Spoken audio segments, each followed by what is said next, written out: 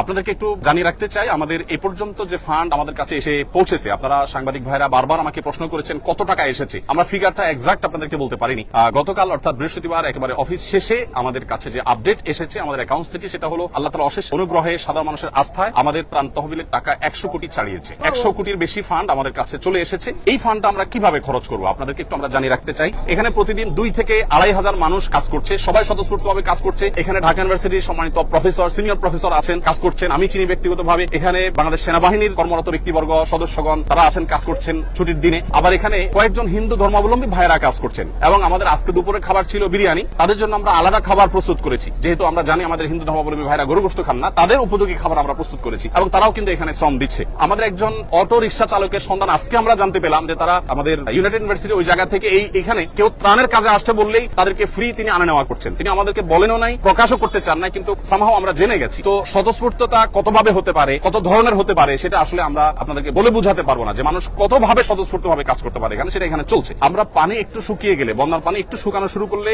1 লক্ষ পরিবারকে 25 কেজি করে চাউল দেবো ইনশাআল্লাহ। কারণ আমরা জানি যে বন্যার পানি শুকিয়ে গেলেই কিন্তু মানুষের কষ্ট শেষ হওয়া নয়, বরং অনেক কষ্ট তখন শুরু হয় নতুন করে। বিশেষ করে যারা ছোট ছোট ব্যবসার উপরে ডিপেন্ডেন্ট ছিল, সেগুলো শেষ হয়ে গেছে, তারা নতুন করে দাঁড়াতে আরো সময় লাগবে। তারা যেন দাঁড়াতে পারে এবং 15 দিন 20 দিন যাতে অ্যাটলিস্ট তারা চলতে পারে, সেজন্য আমরা 1 লক্ষ পরিবারকে 25 কেজির করে চাউলের বস্তা দেবো। এখানে আমাদের লাগবে হলো 2500 টন। এর অর্ডার আমরা ইতিমধ্যে দিয়ে ফেলেছি, অর্থাৎ পার্চেসিং হয়ে গেছে। আগামী 3 বা 4 তারিখ ইনশাআল্লাহ, 3 তারিখে মাল ডেলিভারি পাবো, 4 তারিখ থেকে আমরা ডিস্ট্রিবিউশন শুরু করবো। ফেনীর যে সমস্ত এলাকা শুকিয়ে গেছে সেই এলাকাগুলোতে বিশেষ করে, সেখানে আমাদের খরচ হবে 14 কোটি 15 লক্ষ টাকা। সর্বসাকুল্যে আমাদের মোট মালামাল যেটা এই পর্যন্ত আমরা কিনেছি, যার কিছু প্রস্তুত হয়ে বিতরণ হয়ে গেছে, কিছু প্রস্তুত হচ্ছে, আর কিছু ডেলিভারির অপেক্ষা আছে, সব মিলিয়ে দাঁড়াচ্ছে হলো 4357.88 মেট্রিক টন ত্রাণ সামগ্রী। এবং এ পর্যন্ত এই ত্রাণ সামগ্রীর পেছনে আমাদের যে খরচ হয়েছে সেটা হলো 30 কোটি 73 লক্ষ 8,950 টাকা। যত টাকা আমাদের কাছে এসছে এবং এক্সপেক্টেড আরো যে টাকা আসবে, আমরা কিছুদিনের মধ্যে ইনশাআল্লাহ আমাদের ফান্ড ক্লোজ করবো, অর্থাৎ এই তহবিল আর আমরা ডোনেশন সংগ্রহ করবো না। আমাদের প্রত্যেকটা প্রজেক্ট বাস্তবায়নের ক্ষেত্রে আমরা এই নীতিমালা ফলো করি। একটা নির্দিষ্ট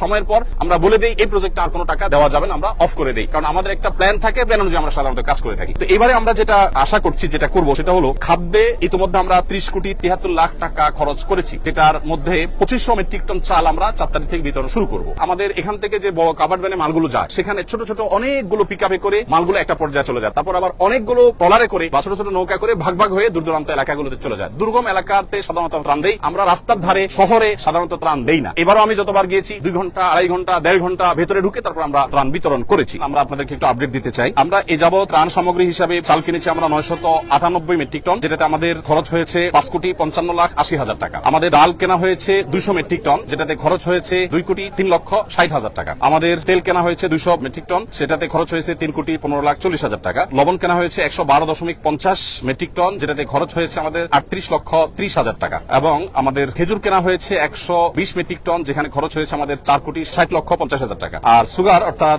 চিনি কেনা হয়েছে 20 টন, সেখানে খরচ হয়েছে আমাদের 23 লক্ষ 91 হাজার 200 টাকা। চিড়া কেনা হয়েছে 40 টন, সেখানে খরচ হয়েছে আমাদের 22 লক্ষ 51 হাজার টাকা। এবং পানি কেনা হয়েছে 100 টন, যেখানে খরচ হয়েছে আমাদের 9 লক্ষ টাকা। ভুসি অর্থাৎ গোখাদ্য কেনা হয়েছে 67.38 মেট্রিক টন, সেখানে আমাদের খরচ হয়েছে 29 লক্ষ 6 হাজার 750 টাকা। সর্বসাকুল্যে আমাদের মালামাল কেনা হয়েছে 1857.88 মেট্রিক টন ত্রাণ সামগ্রী কেনা হয়েছে এই পর্যন্ত, যেখানে খরচ হয়েছে 16 কোটি 58 লাখ 8,950 টাকা। আসুনা ফাউন্ডেশনের সমস্ত প্রজেক্টগুলো বাস্তবায়ন করার আগে আমরা পাবলিকলি ঘোষণা করে বেনিফিশিয়ারি নির্বাচন করি, যাতে কোনো প্রকার পার্সিয়ালিটি না হয়, প্রত্যেকে যেন সমানভাবে পায়, ধর্ম বর্ণ নির্বিশেষে যেন সবাই সুযোগ সুবিধা পায়, সেজন্য আমরা বিশেষভাবে মনোযোগ রাখি। আর আমাদের প্রজেক্ট বাস্তবায়ন শেষে আমাদের প্রত্যেকটা টাকার হিসাব পাই পাই করে আমরা সোশ্যাল মিডিয়ার উন্মুক্ত প্ল্যাটফর্মে দিয়ে থাকি। আমরা 2022-এর বন্যায় অর্থাৎ সিলেটের বন্যায় 18 কোটি টাকার কাজ করেছিলাম, তার প্রতিটি টাকার হিসাব আমরা সোশ্যাল মিডিয়াতে দিয়েছিলাম। তেল কোন কোম্পানির কত টাকায় কিনেছি, আমরা কি পরিমাণ কিনেছি, লবণ চাল প্রত্যেকটা জিনিস আমরা ডিটেইল এভাবে দিয়ে থাকি। তো এবার ইনশাআল্লাহ তার ব্যতিক্রম হবে না, প্রত্যেকটা টাকার হিসাব আমরা যথারীতি ইনশাআল্লাহ যথাসময়ে দেব আল্লাহ চাইতো।